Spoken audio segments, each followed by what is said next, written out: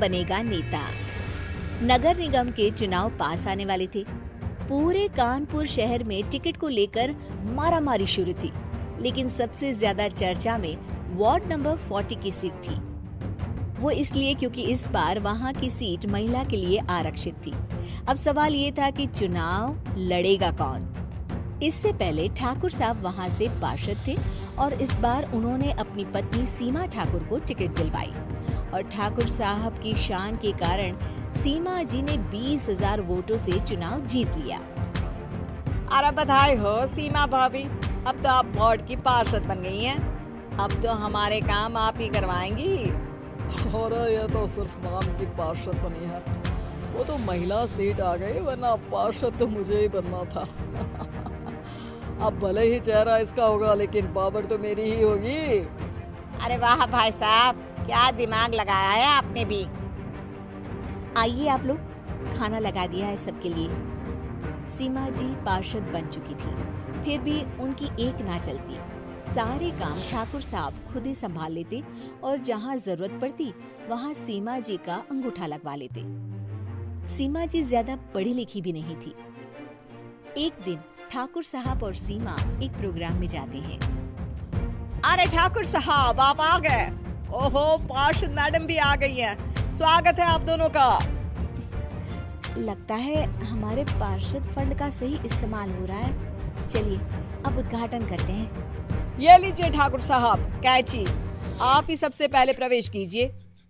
सब लोग आगे निकल जाते हैं और सीमा जी पार्षद होने के बावजूद भी पीछे खड़ी रह जाती हैं। वो देखती हैं कि वेलकम बोर्ड पर उनका नाम है, लेकिन महिला होने के कारण कोई उनका सम्मान नहीं कर रहा। अगले दिन एक आदमी उनके घर आता है। अरे ठाकुर साहब नमस्कार। कल ना हम नोटिस किए कि हमारा घर तो अवैध है और नगर निगम वाले उसे तोड़ने आ रहे हैं। अरे कुछ कीजिए ना ठाकुर साहब। देखो भाई, मैं तो ज्यादा कुछ कर नहीं सकता, पर अगर तुम सबकी जेब गर्म कर दो तो कुछ हो सकता है। कुल मिलाकर 4 लाख लगेंगे। अरे 4 लाख ठाकुर साहब? अरे भाई, मैं अपने लिए नहीं मांग रहा हूँ। दरोगा है, इंजीनियर बाबू है, बड़े साहब है, सबको देना पड़ता है ना थोड़ा थोड़ा। बोलो है मंजूर? तभी वहाँ अचानक सीमा जी आ जाती है। अरे ये आप क्या कर रहे हैं? पहले इन्हीं लोगों से तो आपने वोट मांगे, अब इनसे ही पैसे ले रहे हो। अरे चुप रहो तुम, तुम्हारा काम है सिर्फ अंगूठा लगाना, तुम वही किया करो। मुझे दूसरे काम तुम मत सिखाओ, समझी?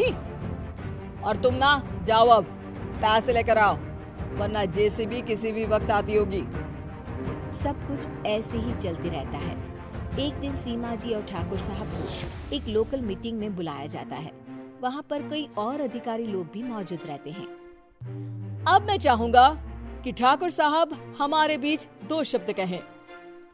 मेरे प्यारे भाइयों और बहनों, आज मेरा सौभाग्य है कि मैं आप सबकी सेवा दिन रात कर पा रहा हूँ। आपने मेरी पत्नी को भारी मतों से जिताया है, इसलिए मैं आप सभी का शुक्रगुजार हूँ। मैं आप सबसे वादा करता हूँ कि हमेशा की तरह हमारे वार्ड में किसी को कोई तकलीफ नहीं आने दूंगा। सभी लोग तालियां बजाने लगते हैं। अब मैं माननीय पार्षद मैडम को स्टेज पे बुलाना चाहूंगा।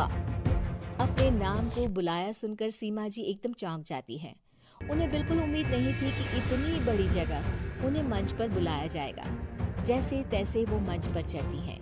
ऊपर जाते ही सीमा जी को सारी पुरानी बातें याद आ जाती हैं कि किस तरह उनके पति उन्हें कभी भी आगे बढ़ने नहीं देते और उनके नाम से गलत काम करते हैं।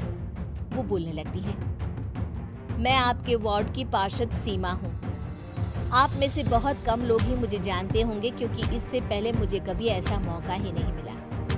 सारे मौके मेरे पार्षद पति यानी आपके ठाकुर साहब ही लेते रहे, लेकिन आज ये मौका मुझे मिला है तो मैं इसे ऐसे ही नहीं जाने दूंगी। मैं आपको ये बताना चाहती हूँ कि आपके ठाकुर साहब मेरे नाम की आड़ में गैर कानूनी काम करते हैं, जिस पर अंगूठों के निशान मेरे होते थे। इसीलिए मैं अपनी गलती मानती हूँ और आज अपने पद से इस्तीफा देती हूँ, ताकि आगे से कोई गलत काम ना हो पाए।